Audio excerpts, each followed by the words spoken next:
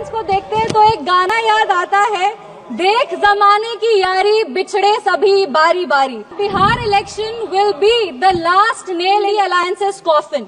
इसके बाद India alliance वैसे ही इस धरती पर से विलुप्त हो जाएगा जैसे किसी समय में डायनासोर हुए थे। चाणक्य सा ज्ञानी हूँ मैं, जनक सा स्वाभिमानी हूँ मैं, मांझी सा जिद्दी हूँ मैं, बोध गया में सिद्धि हूँ मैं, आर्यभट्ट सा गणितज्ञ हूँ मैं, डॉक्टर राजेंद्र प्रसाद सा राजनीतिज्ञ हूँ मैं, अशोक शेर का दहाड़ हूँ मैं, हाँ बिहार हूँ मैं, मिथिला की मिठास हूँ मैं, वैशाली का इतिहास हूँ मैं। Mister Shambhavi please.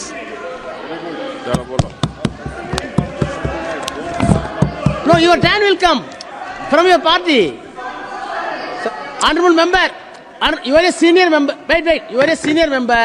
If you want to react for each and every member from the treasury benches, we cannot conduct the house. Please, whatever be the allegation made by him can be counted by other member in your alliance. Please. धन्यवाद सभापति महोदय। I will look into.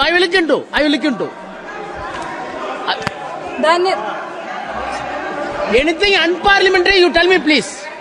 धन्यवाद। Honorable, I will correct it. धन्यवाद सभापति महोदय। Please.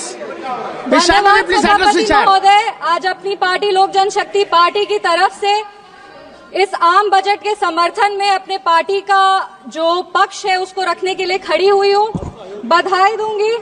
बधाई दूंगी हमारे यशस्वी प्रधानमंत्री श्री नरेंद्र मोदी जी का और माननीय वित्त मंत्री श्री निर्मला सीतारमण जी का, जिन्होंने सफलतापूर्वक अपना 8वां बजट इस सदन में पेश किया है। पूरे बिहार की ओर से उनका आभार व्यक्त करूंगी, वित्त मंत्री का आभार व्यक्त करूंगी कि जब वो बजट को इस सदन में प्रस्तुत कर रही थी तब वो बिहार की बेटी पद्मश्री दुलारी देवी द्वारा जो उनको मिथिला पेंटिंग की साड़ी भेंट की गई थी वो पहनकर वो अपने बजट का भाषण दी थी। इससे बिहार का गौरव, बिहार का सम्मान बरकरार रहा है। 2037 तक विकसित भारत के निर्माण में सर ये बजट एक अहम भूमिका निभाएगी और सिर्फ भारत को विकसित बनाने में ही नहीं, बिहार को भी विकसित बनाने में और बिहार के विकास को एक नई गति प्रदान करने में ये बजट एक बहुत महत्वपूर्ण भूमिका में रहेगी। कहीं हमने पढ़ा था कि the be in the budget stands for Bihar, और ये बात सत्य है कि आज बजट का बी बिहार के लिए, क्योंकि जब विपक्ष की सरकार थी तो बीमारों का बी बिहार के लिए होता था। हमने वो लंबा सफर तय करके आज एनडीए सरकार की वजह से हम यहाँ पर खड़े हैं। पूरे विश्व को शून्य देने वाले आर्यभट्ट, जो पूरे विश्व को शून्य दिए थे, उनका जन्म बिहार में हुआ था और ये वही शून्य है जो दिल्ली विधानसभा चुनाव में कांग्रेस पार्टी को आई थी। और अगर आज बिहार को 2 शून्य अधिक मिल रहे हैं तो विपक्ष को इतनी तकलीफ क्यों हो रही है? जिस सरकार ने बिहार में विकास लाए हैं, बिहार हमेशा उनका आभारी रहेगा। हम उस बिहार की बेटी हैं सर जो इस देश की रीढ़ की हड्डी है, वो चाहे आपके कॉर्पोरेट सेक्टर्स हो, वो चाहे आपके सॉफ्टवेयर आईटीज हो, वो आपके इंफ्रास्ट्रक्चर को खड़ा करने वाले मजदूर हो, वो आपके घर के सहयोगी हाथ हो। हर घर में सर एक बिहारी है, आपके घर को घर बनाने वाला आदमी बिहारी है।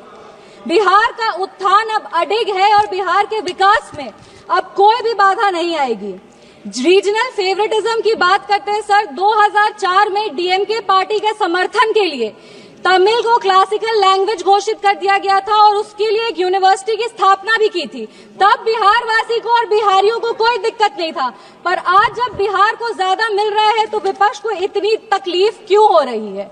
बिहार में आज जीडीपी का मतलब है ग्रॉस डोमेस्टिक प्रोडक्ट, बट जब विपक्ष की सरकार थी तो बिहार में जीडीपी का मतलब था गुंडागर्दी, डकैती और पॉवर्टी।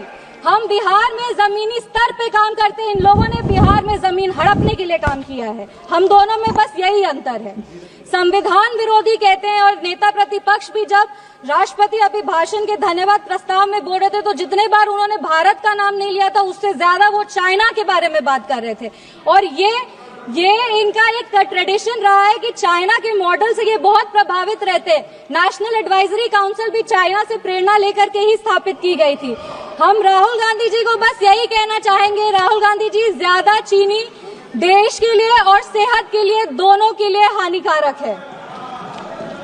इंडिया अलायंस को देखते हैं सर तो एक गाना याद आता है, इंडिया अलायंस को देखते हैं तो एक गाना याद आता है, देख जमाने की यारी बिछड़े सभी बारी बारी।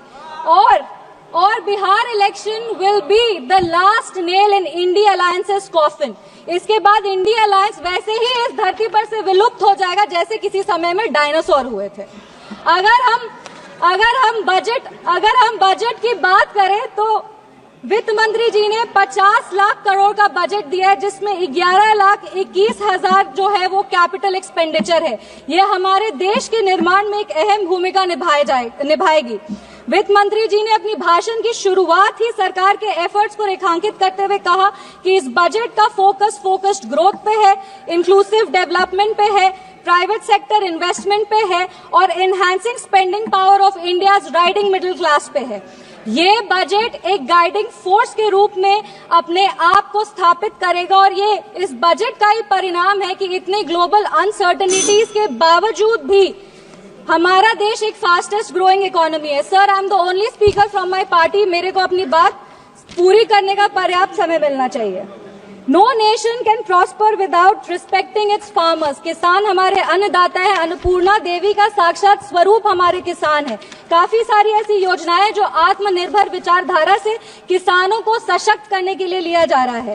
प्रधानमंत्री धन धान्य कृषि योजना हो, जो 100 जिले जिसमें कम उत्पाद होते हैं वहां पर लगभग 150 करोड़ किसानों को ये योजना जो है वो फायदा देगी। वो फसल विविधीकरण हो, सिंचाई हो या ऋण उपलब्ध कराना हो, इस योजना के तहत किसानों को सशक्त किया जाएगा। Rural prosperity and resilience programme के तहत ग्रामीण क्षेत्रों को मजबूत किया जाएगा, आर्थिक रूप से उनका सशक्तिकरण होगा। आत्मनिर्भरता in pulses. Sir, I am the only speaker from my party sir, I have enough time, I know. Mission for आत्मनिर्भरता इन पल्सेस के तहत तूर, उड़द, मसूर दाल जैसे जो उत्पादन है उसको भी पूरा किया जाएगा। आप कम समय दे रहे इसीलिए हम फोकस पे आते हैं। दलितों का उत्थान के लिए सरकार ने क्या काम किया। पद्मश्री आचार्य किशोर कुणाल ने अपनी किताब दलित देवो भव में लिखा था, जिस दिन समता की आधारशिला पर बनेगा सुदृढ़ वितान, धन्य होगा यह देश और संगठन हमारा होगा अत्यंत महान। जब भारत के भाल पर सुशोभित होगी जाति समता की पताका, तब मिटेगी इस देश की दारुण दुखों की राका। इसी को आधारशिला बनाते हुए, एक सेकंड सर प्लीज, एक second sir, let me complete. इसी को अपनी आधारशिला बनाते हुए दलितों के लिए बहुत काम हुआ। उसके कुछ आंकड़े हैं जो हम पेश करना चाहेंगे। महिलाओं को अनुसूचित, जो महिलाएं अनुसूचित जाति जनजाति से आती है, उनको पहली बार ऐसी 5 लाख फर्स्ट टाइम एंटरप्रेन्योर्स होंगे जिनको 5 साल में 2 करोड़ की राशि दी जाएगी। दलितों के लिए दलित जो बच्चे हैं जो पढ़ाई कर रहे हैं उनके लिए पोस्ट मैट्रिक स्कॉलरशिप प्रोग्राम है और प्री मैट्रिक स्कॉलरशिप प्रोग्राम है। Thank you. Please conclude. Give me 5 minutes, sir. Please let me complete. It is not possible. 10 parties. Please, madam. 10 parties together have been allotted only 17 minutes. Already you took 7 minutes. Post matric scholarship scheme के तहत 2024 में लगभग 4.5 लाख ऐसी छात्रों को 5 करोड़ की छात्रवृत्ति वितरित की गई है और प्री मैट्रिक स्कॉलरशिप स्कीम के तहत 18 लाख छात्रों को 437 करोड़ की राशि दी गई है। सर, अनुसूचित जनजाति बिहार में लगातार जातियों को सिर्फ